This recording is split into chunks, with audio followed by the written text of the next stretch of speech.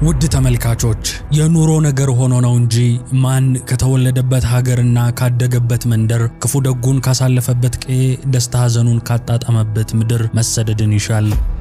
ይህ ስደት ደግሞ በባዕድ ጦር ተግዞ በአሕዛብ ንጉሥ ተማርኮ ወደ ጣዖታት ምድርና ወደ አስማተኞች ሀገር መጓዝ ሲሆን ያውም እግዚአብሔርን ለሚያመልክ ሰው ስቃዩ መራራ የሚለው ቃል አይገልጸውም። ክቡራትና ክቡራን በዚህ ሁሉ የሕይወት ምስቅልቅልና የምርኮ ታሪክ ውስጥ በእግዚአብሔር ረዳትነት እንደ ኮከብ እያበራ ስለኖረ ታላቅ ሰው ለመስማት ተዘጋጁ። ይህ ሰው ነብይነትን ከአስተዳዳሪነት ያስተባበረ፣ ዛሬ ላይ ሆኖ ነገን ቁልጭ አድርጎ የተመለከተ፣ የመሲሁን መምጣትና የምድሪቱን ፍጻሜ የቃኘ፣ የዘመኑ የፖለቲካ ምሁርና የጥንታዊ ከተማን ዲዛይን የሰራ ጠቢብ አርክቴክት ነው።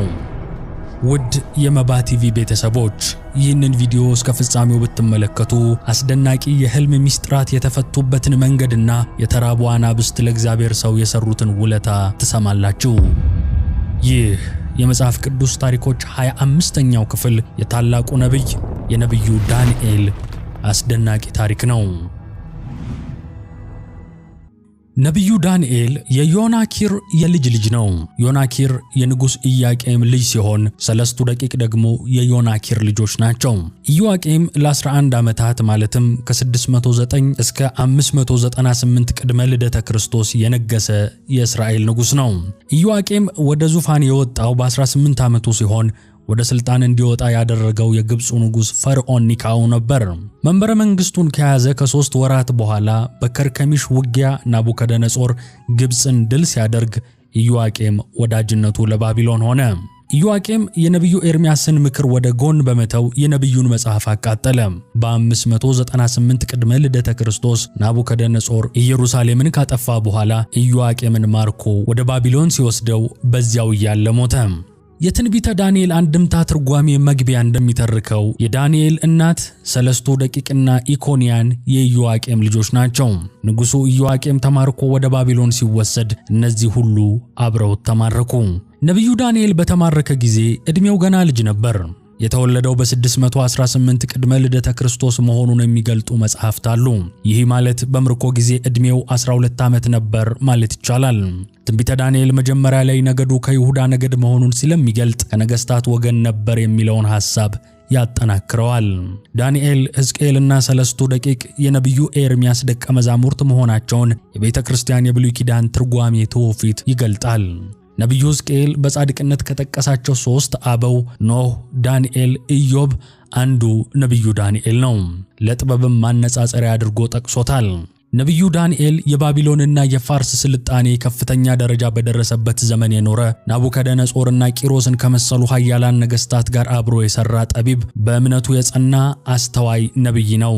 ግብፃዊው ሊቅ አባ ታድሮስ የነቢዩ ዳንኤልን ጸጋና ጠባይ ሲተነትኑ ነቢይነትን ከአስተዳዳሪነት ጋር ደርቦ የያዘ ሰው ነው።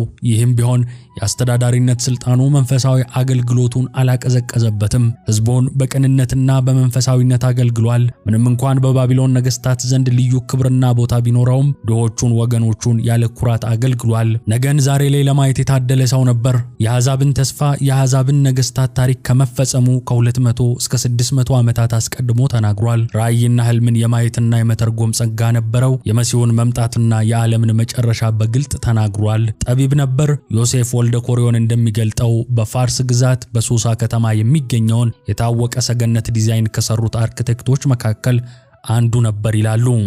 በ605 ቅድመ ልደተ ክርስቶስ ከከርሚሽ ውጊያ በኋላ ናቡከደነጾር ወደ ኢየሩሳሌም መጥቶ ከበባት። በኋላም የተወሰኑ ነዋሪዎቿን ማርኮ ወደ ባቢሎን ወሰዳቸው።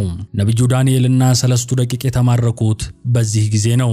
በዚህኛው ወረራ ናቡከደነጾር የኢየሩሳሌም ከተማን አልደመሰሰም። ናቡከደነጾር በኢየሩሳሌም እያለ የአባቱን መሞት በመስማቱ ወደ ባቢሎን በፍጥነት ተመልሶ በአባቱ ዙፋን ላይ ተቀመጠ።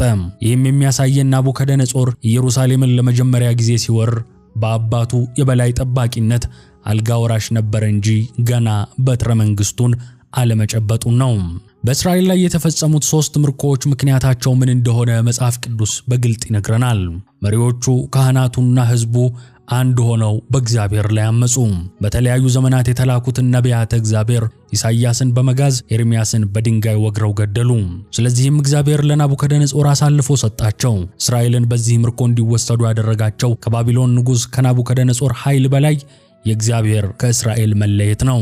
በነቢዩ በዳዊት ቃል ይህች ለዘላለም ማረፊያዬ ናትና መርጫታለሁ፣ በእርሷ አድራለሁ በማለት እግዚአብሔር ቃል ገብቶላቸው ነበር። እርሱ ቃል ኪዳኑን ማፍረሱ ነውን ብለን ከጠየቅን መልሱ አይደለም ነው። ነገር ግን ይህ ቃል ኪዳን ተከብሮ የሚኖረው መቼ እንደሆነ ቀድሞ ገልጦላቸው ነበር። ልጆቼ ኪዳኔን ይህንንም የማስተምራቸውን ምስክሬን ቢጠብቁ ብሎ እግዚአብሔር ሁል ጊዜ ቃል ኪዳኑን ይጠብቃል። በሰው ልጅ ታሪክ ውስጥ የቃል ኪዳን አፍራሹ ሁል ጊዜ ሰው ነው። ቃል ኪዳን ማለት ሁለት አካላት የሚያደርጉት ውል ስምምነት ነው። ሁለቱም አንዱ ለሌላው በጎውን ሁሉ ማድረግ አለባቸው። ሰው ቃል ኪዳኑን ሲያፈርስ የእግዚአብሔርን ጥበቃ ያጣል፣ ለጠላትም ተላልፎ ይሰጣል። ከዚህ በመቀጠል ንጉሡ ነውር የሌለባቸውንና መልከ መልካሞቹን በጥበብ ሁሉ የሚያስተውሉትን ዕውቀትም የተሞላባቸውን ብልሃተኞች አስተዋዮች የሆኑትን በንጉሡም ቤት መቆም የሚችሉትን ብላቴኖች ከእስራኤል ልጆች ከነገሥታቱና ከመሳፍንቱ ዘር ያመጣ ዘንድ የከለዳውያንን ትምህርት ያስተምራቸው ዘንድ ለጃንደረቦቹ አለቃ ለአስፋኔዝ ነገረው ይለናል የነቢዩ የትንቢት መጽሐፍ። ንጉሥ ናቡከደነጾር አስፋኔዝ በተባለ ሰው ዳይሬክተርነት የሚመራ ትምህርት ቤት በባቢሎን ከተማ አስጀምሮ ነበር። ንጉሡን በጥበብ የሚያግዙ ሰዎችን ለማፍራት ይቻል ዘንድ ወጣቶች ተመርጠው ወደዚህ ትምህርት ቤት ይገባሉ። ይህም የናቡከደነጾርን የአመራር ጥበብ ያሳየናል። ናቡከደነጾር የአይሁድን ወጣቶች ወደዚህ ትምህርት ቤት ማስገባቱ ብዙ ምክንያቶች ነበሩት።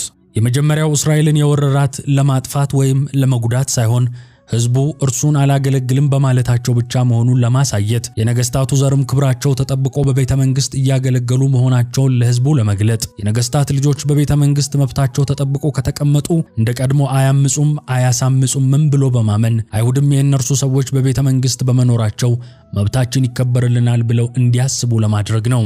የሚመረጡት ወጣቶች 6 መመዘኛ ወጥቶላቸው ነበር። የመጀመሪያው የነገሥታት ዘር የሆኑ፣ ሁለተኛው ውብና በአካል ጠንካራ የሆኑ፣ ሶስተኛ ጥበበኞች፣ አራተኛ አዋቂዎች፣ አምስተኛ ሌሎችን ማስተማር የሚችሉና የመጨረሻው በንጉሡ ፊት መቆም የሚችሉ ወይም ንጉሡን በማማከር መርዳት የሚችሉ የሚሉት ናቸው። ናቡከደነጾር እነዚህን ወጣቶች የባቢሎንን ትምህርትና ቋንቋ እንዲማሩ ይፈልግ ነበር። ይህም ማንነታቸውን እንዲዘነጉና በአዲሱ የባቢሎን ባህልና ስልጣኔ እንዲዋጡ ለማድረግ ነው። እነዚህን ጠቢባን ወጣቶች ማጥፋት አልተፈለገም። የተፈለገው ባህላቸውንና ቋንቋቸውን አጥፍቶ አእምሮአቸውን መጠቀም ነው። የከለዳውያን ትምህርት የተባለውም ባህላቸው የኮከብ ቆጠራ፣ ሂሳብ፣ አስማትና ሕልም መፍታት ነበር። የኮሌጁ የትምህርት ጊዜ 3 ዓመታትን ይፈጃል። ናቡከደነጾር እነዚህን ወጣቶች ለንጉሡ አማካሪነት ሲያሰለጥን ምግብና መኝታ አዘጋጅቶ ነው። ያውም ከቤተ መንግሥቱ ድርሻ ተቆርሶላቸው። ከጣፋጩ ከቤተ መንግሥት ምግብ ይመገቡ ዘንድ ያዘዘበት ምክንያት ነበረው። የመጀመሪያው የቤተ መንግሥት ሰዎች ሲሆኑና በሀገራቸው በቤተ መንግሥት ያገኙት የነበረውን ምቾት እዚህ ካገኙ በንጉሡ ላይ አያምጹም። በሌላ በኩል ደግሞ በባቢሎን ቤተ መንግሥት ድሎትና ምቾት በተዋጡ ቁጥር ሀገራቸውን፣ ሕዝባቸውንና ማንነታቸውን እየረሱ ይመጣሉ በማለት ነበር። በዚህ አሰራሩ ናቡከደነጾር ይሁዳን በሁለት መልኩ ሊያጠፋት ነው የተነሳው። የመጀመሪያው በኃይል ወይም በጦርነት ሲሆን፣ ሁለተኛው በዘዴ ወይም በጥቅም በማባበል ነበር። የጃንደረቦቹ አለቃ አስፋኔዝ ስራውን የጀመረው የእስራኤላውያኑን ወጣቶች ስም በመለወጥ ነበር። በቀድሞ ስማቸው ዳንኤል፣ የስሙም ትርጓሜ እግዚአብሔር ዳኛ ነው ማለት የነበረውን በአዲሱ ስሙ ብልጣሶር ብሎ ጠራው። የስሙም ትርጉም የበዓል መስፍን ማለት ነው።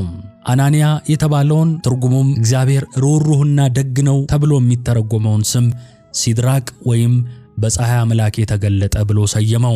ሶስተኛውን ወጣት ሚሳኤልን የስሙም ትርጉም እግዚአብሔርን የሚመስል የተባለውን ሚሳቅ ብሎ ሰየመው። ትርጉሙም በሻቅ ወይም ለባቢሎናውያን የውበት አምላክ ስም የተሰጠ ስም ነው፣ በሻቅ በኩል ብሎ ሰየመው።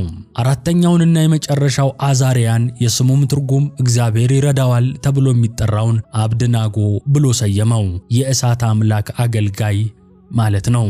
እነዚህ 4 ወጣቶች ከጥንቱ እምነታቸው ሀገራቸውና ባህላቸው ጋር የሚያገናኛቸው ማንኛውም ነገር እንዲጠፋ እየተደረገ ነው።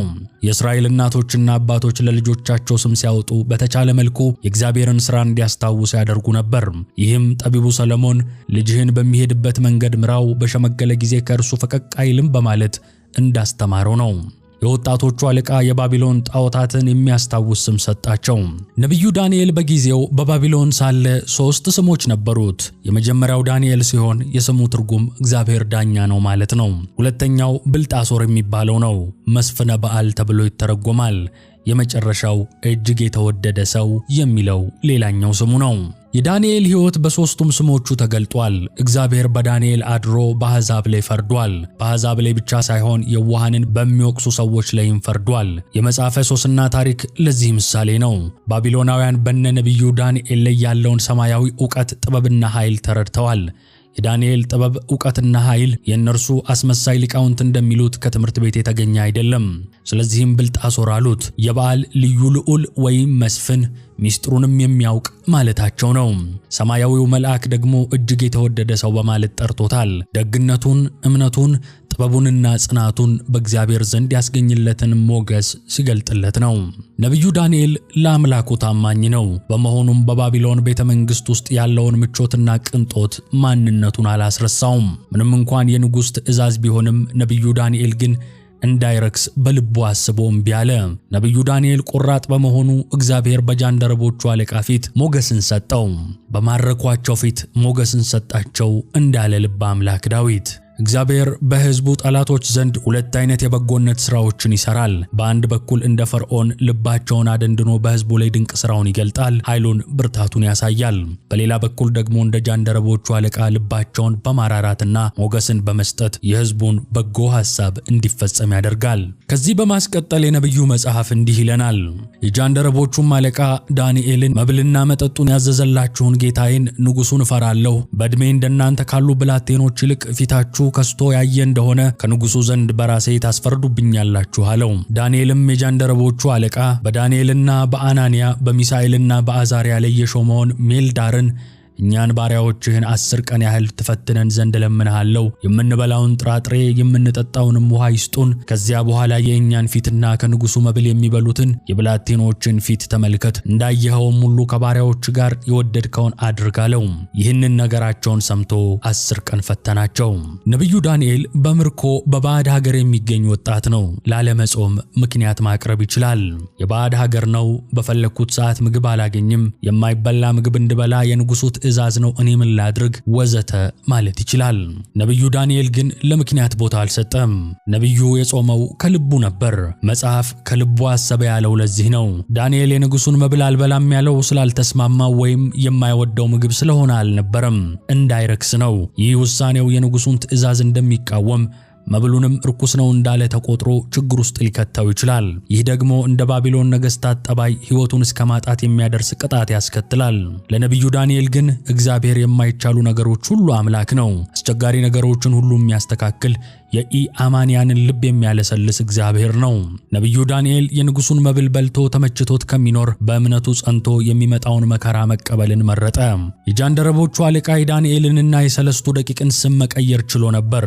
በልቦናቸው ውስጥ ያለውን እምነት ግን መቀየር አልቻለም። ምንም እንኳን ዳንኤልና ሰለስቱ ደቂቅ በቤተ መንግሥት በምቾት ላይ ቢኖሩም ብዙዎች ወገኖቻቸው ግን አሁንም በመከራ ላይ ናቸው።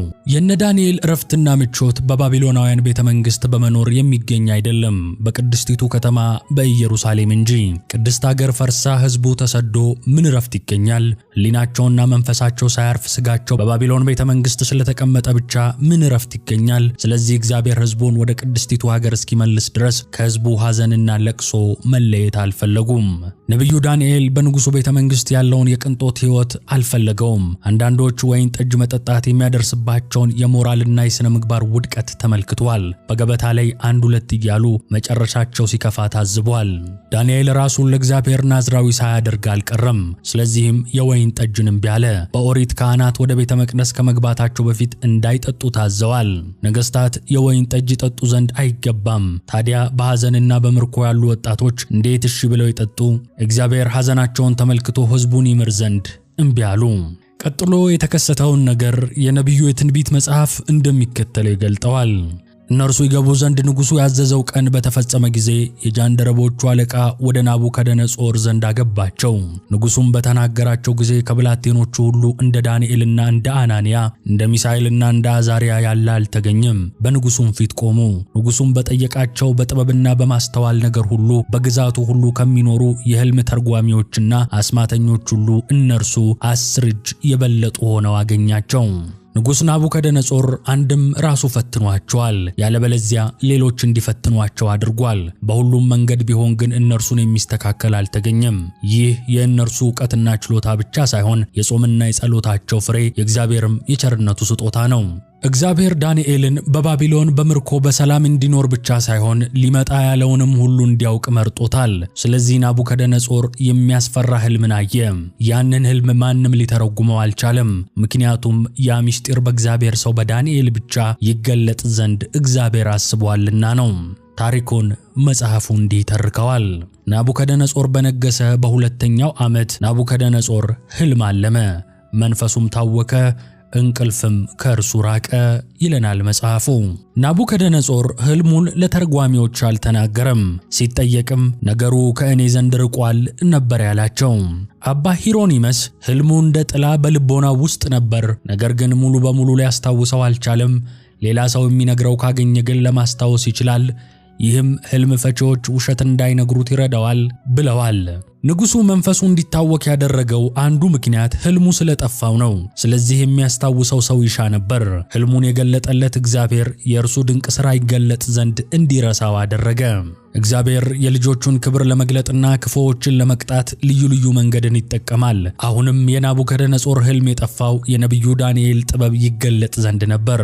የቤተ ክርስቲያናችን የትርጓሜ ሊቃውንት የነ ዳንኤልን ክብር የሚገልጽ መንፈስ ቅዱስ አስዘንግቶታል ብለው ይተረጉሙታል። በሌላ በኩል የማለዳ እንቅልፍ ስለነበረበት ሊዘነጋው መቻሉን ይገልጣሉ። ንጉሡ ባየው ሕልም በጣም ስለተደናገጠ ጠቢባኑን ሁሉ ጠራ።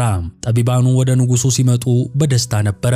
አንድም ለምክር ያለበለዚያም ለሽልማት የተጠሩ መስሏቸዋል። እነዚህ ጠቢባን ሲመጡ የሚገርመው ነገር ንጉሡ በጥበባቸውና በእውቀታቸው ያደነቃቸውን 4ቱን ወጣቶች አልጠሯቸውም። ምክንያቱም ንጉሡ ለ4ቱ ወጣቶች በሰጠው ቦታ ቀንተዋል።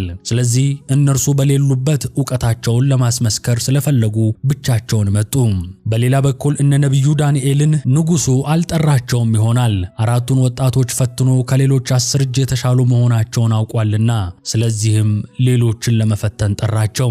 በዚህም ተባለ በዚህ ግን ፍቃድ እግዚአብሔር ነው። በጣዖት መንፈስ ከሚመሩት ጋር አብረው እንዲጠየቁ እግዚአብሔር አልፈቀደም። የራሱ የጸጋ ማደሪያ ናቸውና ለያቸው።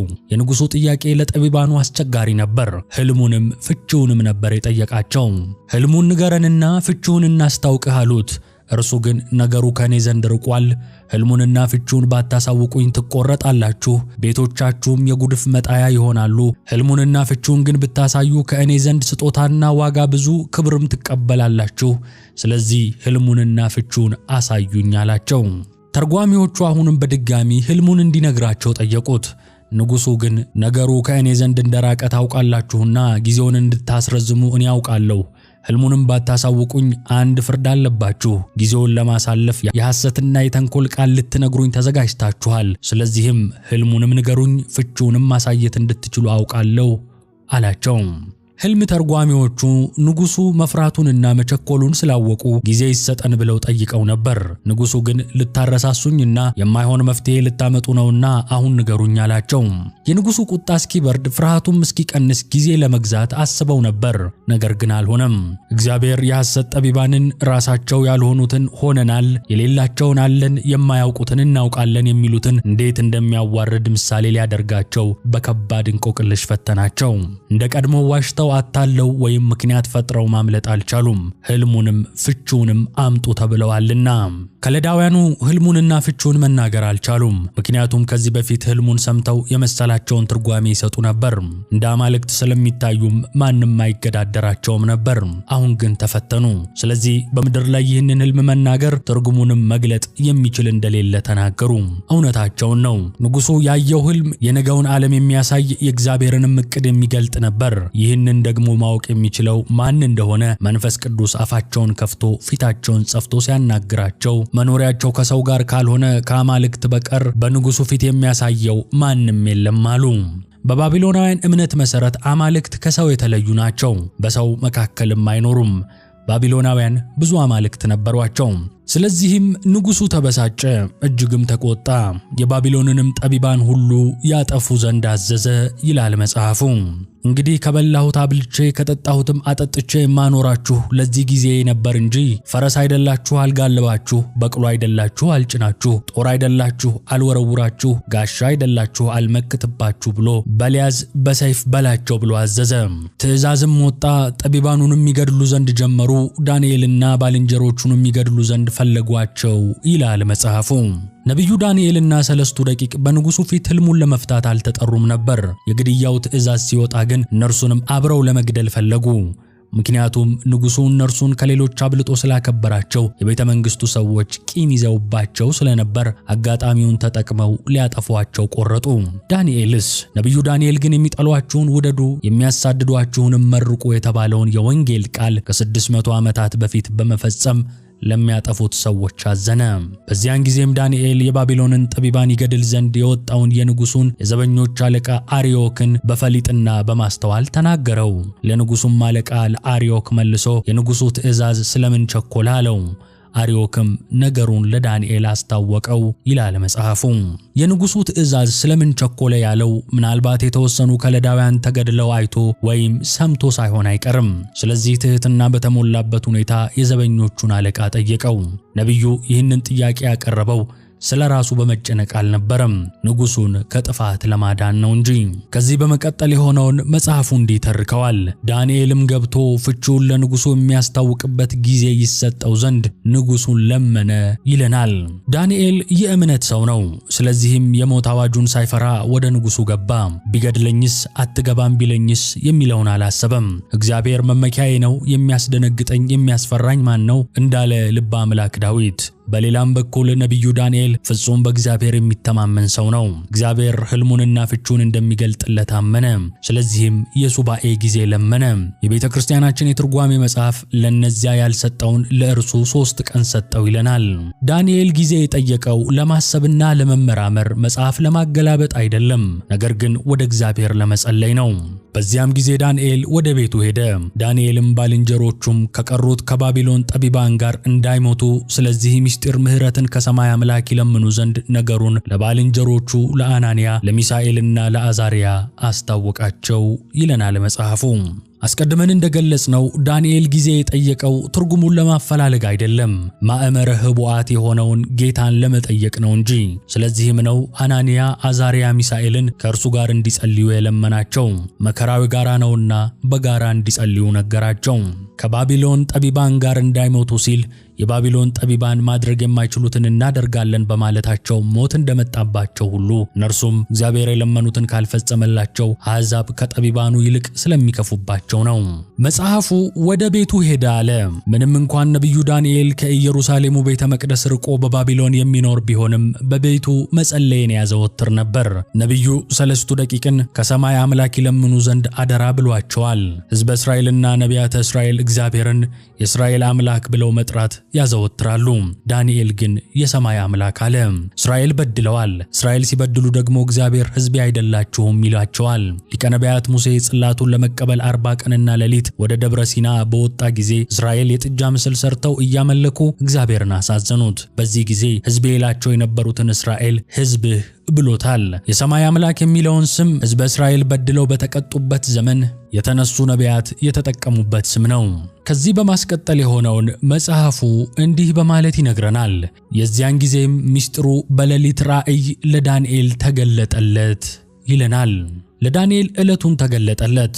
ስለምን ቢሉ ጥሬ እንብላ ውሃን ጠጣ በማለት ጸንቶ ኖሯልና ዕለቱን ተገልጦ ዕለቱን አልወጣም።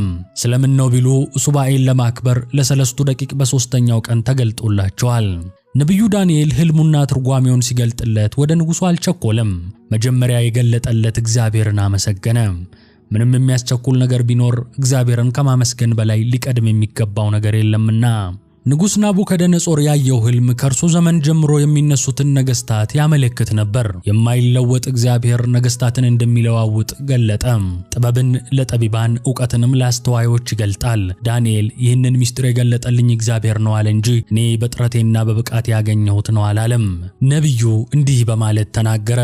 ጥበብንና ኃይልን የሰጠኸኝ እኛም የለመንህን ነገር አሁን ያስታወቅከኝ አንተ የአባቶች አምላክ ሆይ የንጉሡን ነገር አስታውቀኸኛልና እገዛልሃለሁ አመሰግንህም አለው አለ። ከዚህም በኋላ ዳንኤል ንጉሡ የባቢሎንን ጠቢባን ያጠፋ ዘንድ ወዳዘዘው ወደ አርዮክ ገባ። በገባም ጊዜ የባቢሎንን ጠቢባን አታጥፋ፣ ወደ ንጉሡም አስገባኝ፣ እኔም ፍቺውን ለንጉሡ አሳያለሁ አለው። ነቢዩ ዳንኤል የመጀመሪያ ሩጫው ጠቢባነ ባቢሎንን ከሞት መታደግ ነበር። አይወዱትም፣ አይፈልጉትም። ወደ ንጉሡ ተጠርተው ሲመጡ እንኳን አልጠሩትም። እርሱ ግን ከሞት አዳናቸው፣ ለጠላቶቹ ሕይወትን ፈለገላቸው። በመጀመሪያ ደረጃ የታዘዘው ሞት ፍትሐዊ አይደለም። የተሰወረውን ለመግለጥ ለሰማይ አምላክ ለእግዚአብሔር እንጂ ለሥጋዊ ደማዊ ሰው አይቻለውምና። ስለዚህም አቅም የሌላቸውን ሰዎች ሰማያዊውን ምስጢር ካላመጣችሁ ብሎ በሞት መቅጣት ፍትሐዊ አይደለም። በሌላ በኩል ደግሞ እነዚህ ጠቢባን ሟርትና ጥንቆላን የሚከለክለውን ሕገ እግዚአብሔርን አያውቁትም። በሕይወት ቢቆዩ እግዚአብሔር ማኅበረ ኅቡዓት መሆኑን እውነተኛም ፈጣሪ መሆኑን አይተው ያምናሉ። የዚያን ጊዜ አርዮክ ዳንኤልን ፈጥኖ ወደ ንጉሡ አስገባው። ከይሁዳ ምርኮኞች ያለውን ለንጉሡ ፍቺውን የሚያስታውቀውን ሰው አግኝቻለሁ አለ ለንጉሡ። አርዮክ ባለፋበት ነገር ሹመት ሽልማትን ለማግኘት ሲል ዳንኤልን ይዞ የመጣ መስሎ ቀረበ። ንጉሡም መለሰ፣ ብልጣሶር የተባለው ዳንኤልን ያየሁትን ሕልምና ፍቺ ታስታውቀኝ ዘንድ ትችላለህን? አለው። አስማተኞች፣ ጠንቋዮች፣ ኮከብ ቆጣሪዎች፣ ከለዳውያን ያልቻሉትን አንተ ልትገልጽልኝ ዘንድ ትችላለህን? ሲለው ነው። ዳንኤልም በንጉሡ ፊት መልሶ እንዲህ አለ። ንጉሡ የጠየቀውን ምስጢር ጠቢባንና አስማተኞች፣ የሕልም ተርጓሚዎችና ቃላተኞች ለንጉሡ ያሳዩ ዘንድ አይችሉም። ነገር ግን ምስጢርን የሚገልጥ አምላክ በሰማይ አለ፣ እርሱም በኋለኛው ዘመን የሚሆነውን ለንጉሡ ለናቡከደነጾር አስታውቆታል ብሎ መለሰ። ነቢዩ ዳንኤል ንጉሡ ያየው ሕልም ተራ ሕልም ሳይሆን ሰማያዊ ምስጢር ነውና ሥጋዊ ደማዊ ሰው ያውቀው ዘንድ እንደማይችል ገለጠለት። ንጉሡም ያሰባሰባቸው ጠቢባን፣ አስማተኞች፣ የሕልም ተርጓሚዎችና ቃላተኞች ምስጢር የማየትም ሆነ የመተርጎም ሥልጣን እንደሌላቸው ለንጉሡ አስረዳው። ይህ የሰማዩ አምላክ ሥልጣን ብቻ ነው አለ ነቢዩ። ንጉሡ ዳንኤልን ሕልሜን የምትተረጉምልኝ አንተ ብልጣሶር ነህን? አለው። እግዚአብሔር እንጂ ምስጢርን የገለጠለት ይተረጉመዋል ብሎ ነቢዩ ለናቡከደነጾር አምልኮተ እግዚአብሔርን ሰበከለት። በአልጋህ ላይ የሆነው ሕልምና የራስህ ራእይ ይህ ነው። አንተ ንጉሥ ሆይ ከአንተ በኋላ የሚሆነው ምን እንደሆነ በአልጋህ ላይ ታስብ ነበር። ምስጢርንም የሚገልጠው የሚሆነውን ነገር አስታውቆሃል። ነገር ግን ይህ ምስጢር ለእኔ መገለጡ ፍቺው ለንጉሡ ይታወቅ ዘንድ ነው እንጂ በዚህ ዓለም ካሉ ሰዎች ይልቅ በጥበብ ስለበለጥኩ አይደለም አለ ነቢዩ። ናቡከደነጾር አዲሷን ባቢሎን የመሰረተ የባቢሎንን ግዛት ከሜዲትራኒያን እስከ ፋርስ ያሰፋ ኃያል ንጉሥ ነበር። ከእርሱ በኋላ የሚመጣው ንጉሥ ማን እንደሆነ ሁል ጊዜ ያሳስበው ነበር። አንድ ቀን ይህን ሐሳብ እያሰላሰለ ያለ እንቅልፍ ወሰደው። በዚያን ጊዜ ይህን ሕልም እግዚአብሔር ገለጠለት። ነቢዩ ዳንኤል ይህንን ታላቅ ምስጢር ቢያውቅም እግዚአብሔር መሳሪያ አደረገኛል እንጂ ከሰው ሁሉ ተለይቼ የበቃው የነቃው ሰው